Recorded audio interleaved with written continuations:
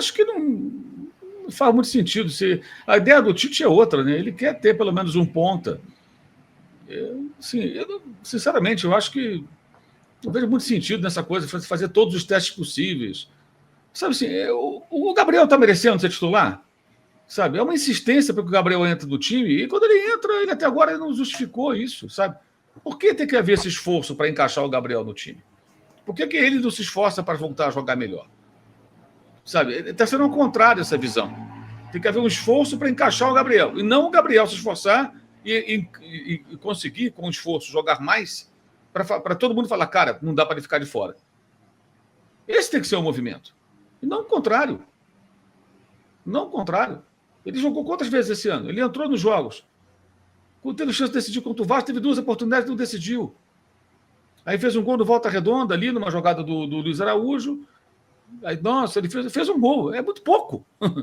Ele perdeu um pênalti contra o Vasco, batendo muito mal. Então, poderia ter vencido aquele jogo. E não venceu. É um clássico.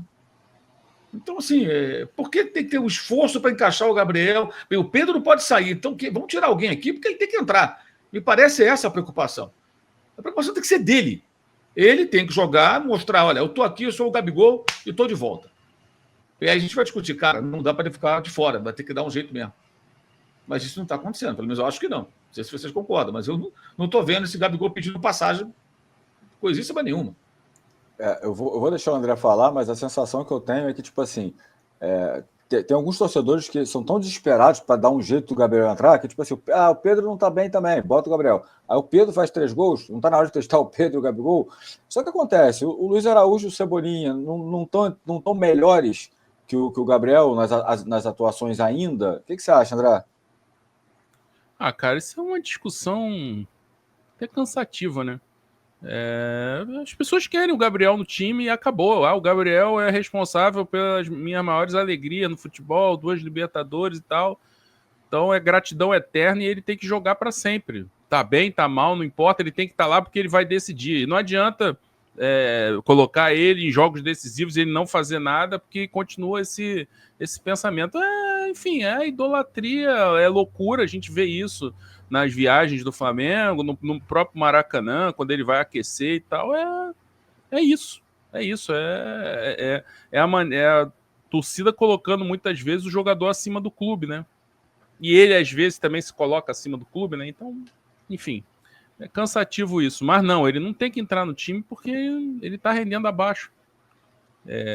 Pode-se fazer uma tentativa quando voltar o Gerson e for escalar o De La Cruz, for fazer esse jogo de mais combinações, de mais tabelas, triangulações e movimentação, e de repente a movimentação do Gabriel. Mas é só isso, é só ver se a característica combina melhor e dá uma naturalidade para aquelas ações ali que não tem com o Pedro.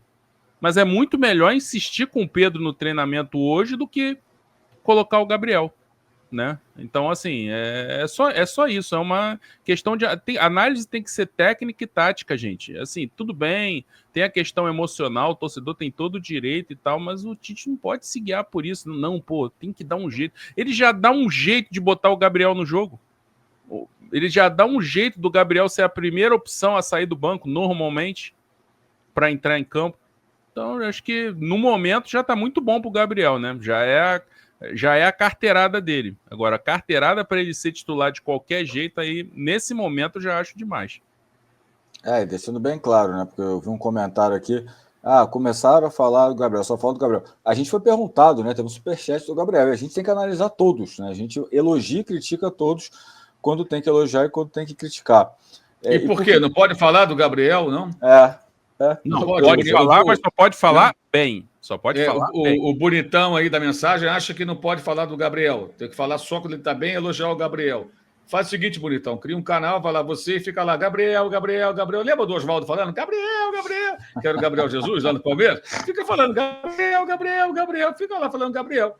Que coisa mais chata, gente. Pelo amor de Deus, né? Se esse povo tivesse visto o Zico jogar, meu Deus do céu. Ia ser um negócio de maluco, vou te contar. Se tem toda essa idolatria pelo Gabriel, se tivessem visto o Zico, tivesse visto outros jogadores da história do Flamengo, entendeu? Do passado, alguns que eu não vi, mas que me contaram, mas que eu imagino. Porque, cara, a situação é a seguinte: a questão do Gabriel é muito clara. Ele não está jogando bem há algum tempo. Quando faz um jogo razoável, isso é superestimado. Ele é o cara mais bem pago do elenco, ele é um ídolo do clube, ele tem que entregar mais. E as atitudes dele ao longo do ano passado não foram legais, muitas delas.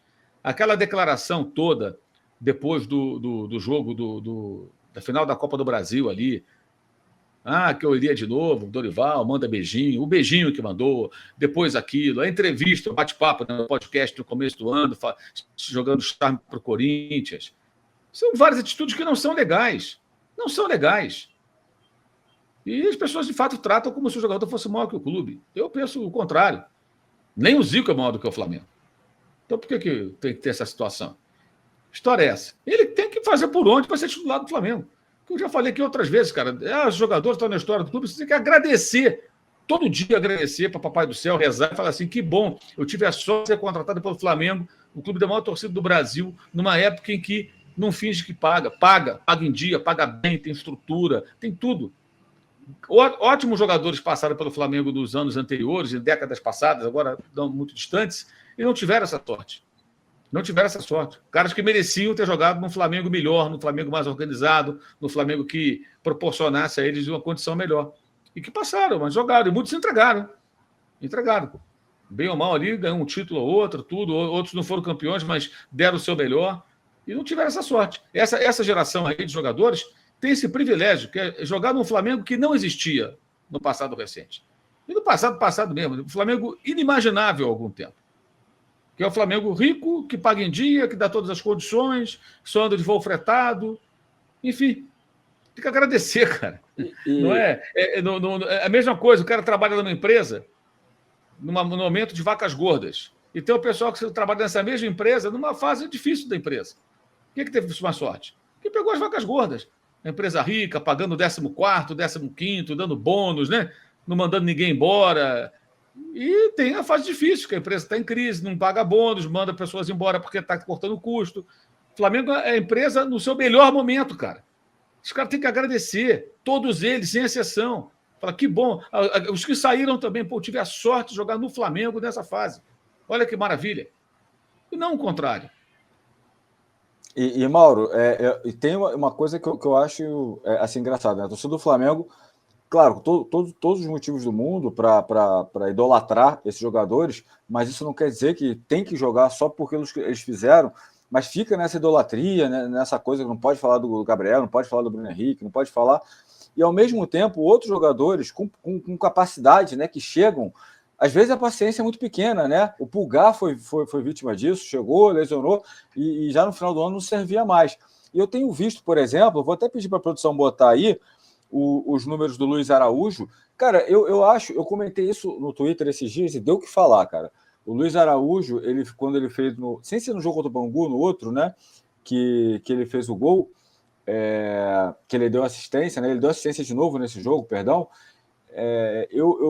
eu falei no Twitter, eu falei, cara, o Luiz Araújo é bom jogador, só que ele não tem essa grife, ele não tem a história e às vezes o pessoal pega. Porque eu já estou vendo vários torcedores falar, pô, esse Luiz Araújo é uma enganação, só porque o cara veio da MLS, etc. Cara, ele é um bom jogador e ele tem ótimos números nesse ano, né?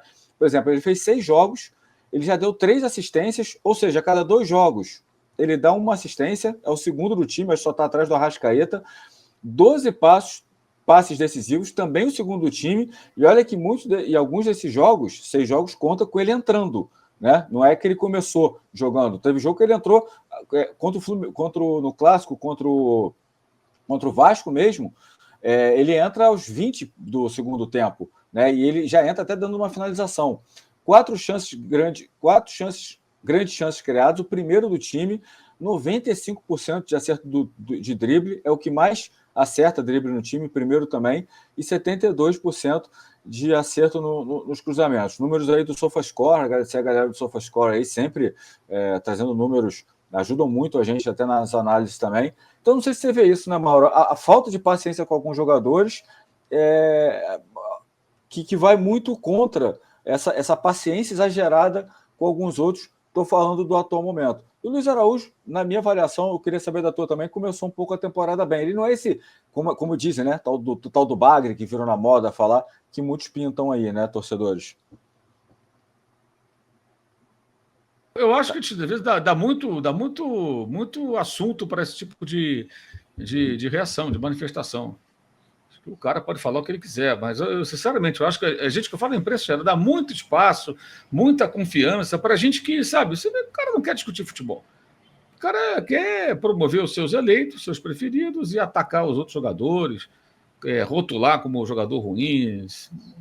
E assim, eu tenho até muita dúvida, às vezes, se essas pessoas de fato veem os jogos, assistem. Eu dou a mínima. Dou a mínima. Se surge aqui o assunto, a gente fala, mas eu dou a mínima.